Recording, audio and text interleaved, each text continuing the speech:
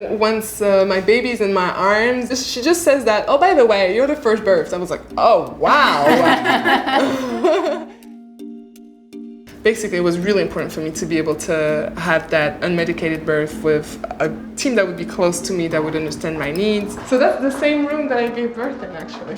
Hey, guys. Oh, you look amazing. So good to see you. You know what? I thought I would be emotional coming back here. His hair is so long already. Right? Yeah.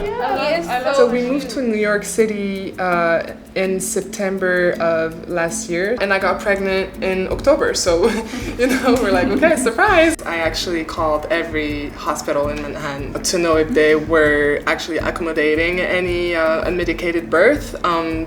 But most of them were telling me, sure, you can still come in, but we have no birth balls, no showers available sometimes in the room, or anything to just relax. So thanks, but no thanks.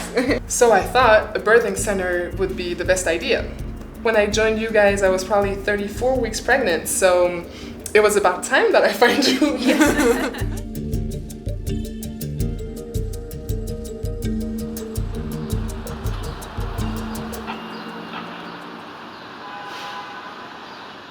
I didn't know I could have a doula. I couldn't really afford it since with COVID, we both lost our jobs. And somebody mentioned the Doula Project. With COVID, it's kind of hard because we don't meet in person, so you really have to trust the whole process. And then we met on the phone and we spoke for hours, so I was like, okay, that's fine. What gravitates me towards doula work is that I think it's very powerful to hold space for somebody when they're going through a very intense experience. Our work has always been to bridge any gaps that may exist between birth professionals and the support people and the birthing people. But there's a lot of hands-on support. Verbal encouragement is really important, just kind of reminding the laboring person that they can do it. So first time I met Jen, it just put me in a comfortable space. I'm the firstborn, and my mom used to tell me my birth story over and over as a kid. The whole thing was really traumatic for her. That was one of the earliest inklings for me of becoming a midwife. And then once I became a midwife, I realized that her story is really common. The midwifery model of care really centers normal physiology while also being acutely on the lookout for when something falls off the bell curve. That's the approach I want to have. But what I really like about you and the way you work is that you explain things very well and very clearly. And it just makes you feel so safe. We know from research that fear increases our perception of pain. For people that are undergoing labor and childbirth, there are so many points along the way that people are afraid of the unknown, afraid of something that has happened to them in the past that they don't want to happen again. And so to keep the vibe of the space calm, to me, is one of the most important parts of my job.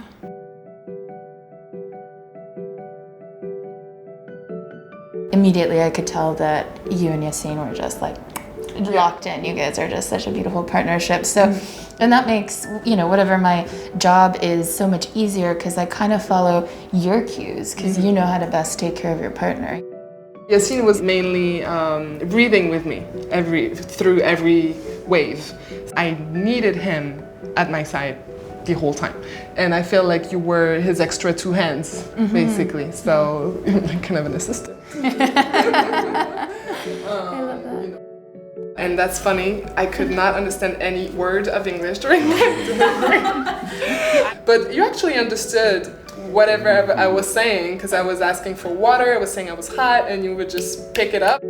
But you were still so focused and calm through your whole labor, even as things intensified. Yeah, I was really in tune with whatever was going on. I could feel where he was at what time and where he was pushing, and that was intense. Yeah. That's great. And hydrotherapy was super important for her. Yacine and I put her in the shower over a birthing ball and just kind of rinsed her down, and I could really tell that she was starting to go into that place of birthing La La Land. I feel like it was really, really quick that we ended up in the tub, and that I felt like I needed to push, and that my water broke at that time, actually. Yeah. Finally. Yeah. Then at 12:30, you pushed for the first time. And that push, we heard his heart rate dip down a little bit, but it came right back up. But I did say, why don't we get out of the tub? Because I want to make sure we can get to you both a lot more easily. So a few minutes later, another contraction. You push so strong, and then we hear the dip again. And I said to Sarah, we need to prepare for transport just in case.